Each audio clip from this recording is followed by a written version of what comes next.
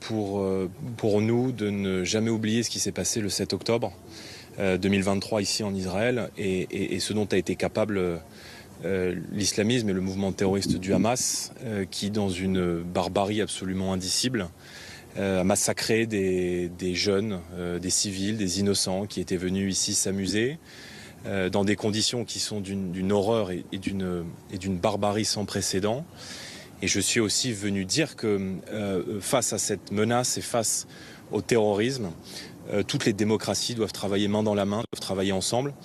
J'ai eu l'occasion de rappeler tout à l'heure que sur les centaines de victimes qui ont perdu la vie ici en Israël, il y a 42 de nos compatriotes qui ont été abattus froidement, que ce soit ici au festival ou dans les kibboutz aux alentours. Et je crois absolument fondamental non seulement de ne jamais oublier, mais de rappeler que l'islamisme est une menace existentielle pour nos démocraties, une menace vitale, peut-être la plus importante. Et moi, je suis extrêmement inquiet de voir que l'idéologie du Hamas, que combat ici Israël, est une idéologie qui est déjà présente en France et en Europe depuis maintenant plusieurs années. Ce qui s'est passé ici le 7 octobre rappelle le mode opératoire que nous avons connu en novembre 2015 au Bataclan, au Stade de France et sur les terrasses parisiennes.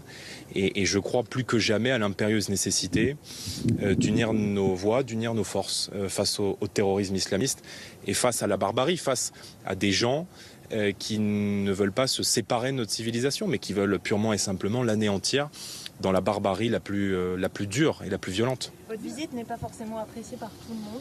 On l'a vu, vous avez été accueilli par un Français de confession juive qui rappelait notamment le passé de votre parti. Certains n'ont pas oublié.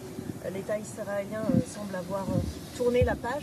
Certains n'ont pas oublié le parti duquel vous venez, qui était celui de Jean-Marie Le Pen, condamné pour antisémitisme. Moi, je ne fais pas de la politique dans le rétroviseur. Et à ce jeu-là, je pense qu'on pourrait trouver à redire sur beaucoup de partis politiques français. Je rappelle que le Parti socialiste est l'héritier de la SFIO qui a voté les pleins pouvoirs au maréchal Pétain en 1940. Donc je ne suis pas certain que ça soit extrêmement pertinent comme lecture.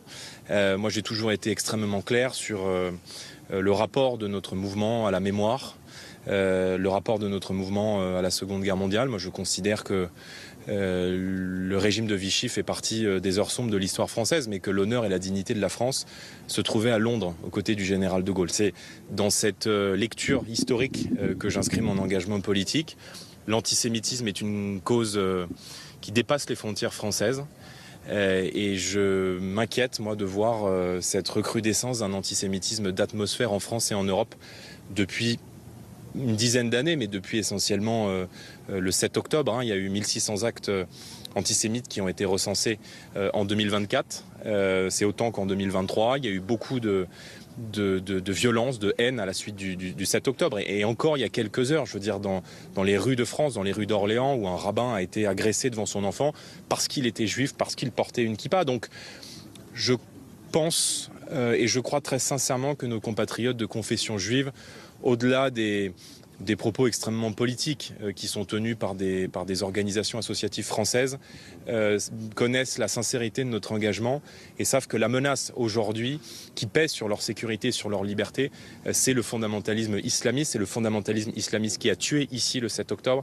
C'est le fondamentalisme islamiste qui menace la nation israélienne et c'est le fondamentalisme islamiste qui est aujourd'hui la menace existentielle qui a tué plusieurs dizaines, voire plusieurs centaines de nos compatriotes depuis les attaques de Mohamed Merah en 2012 à Toulouse et à Montauban. Donc voilà, je pense que les Français de confession juive connaissent la sincérité de notre engagement, celle de Marine Le Pen, qui a toujours été irréprochable sur ce sujet. Et je crois que nous apparaissons aujourd'hui comme un socle extrêmement solide et comme un bouclier pour nos compatriotes de confession juive. Maintenant, moi, je n'ai aucune difficulté, je n'aurai jamais la main qui tremble à condamner l'antisémitisme, qu'il vienne de l'extrême gauche, de l'extrême droite, ou qu'il soit le fait du totalitarisme islamique qui est aujourd'hui en train de s'installer dans la société française dans la durée. Aujourd'hui, Jordan Bardella est l'invité officiel d'Israël. Pourquoi Marion Maréchal, qui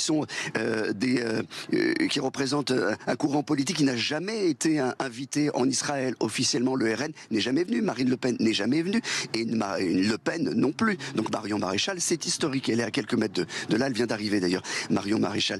Et effectivement, ce mot historique, c'est celui qui a été employé tout à l'heure ou plutôt hier dans la presse israélienne, dans le Jérusalem Post précisément, par Jordan Bardella, pour parler de cette visite. Il se considère aujourd'hui comme un bouclier contre l'antisémitisme. Et tout à l'heure, je termine là-dessus, il était accompagné du ministre de la diaspora, qui s'appelle Amirai Chikli.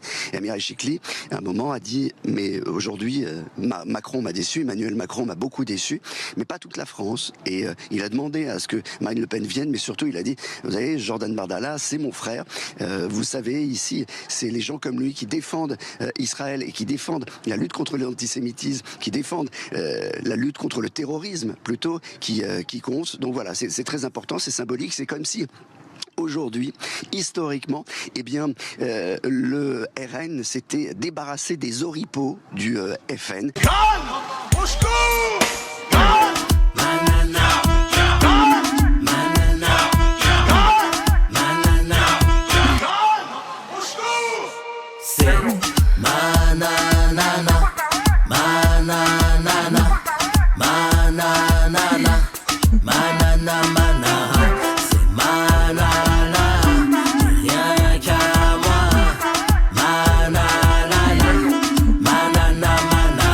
La chanson de l'été, Nana Manara de Nicolas Malone sur Spotify, iTunes, et bien sûr Deezer pour bouger, danser, se remuer. L'été sera chaud avec Nana Manara.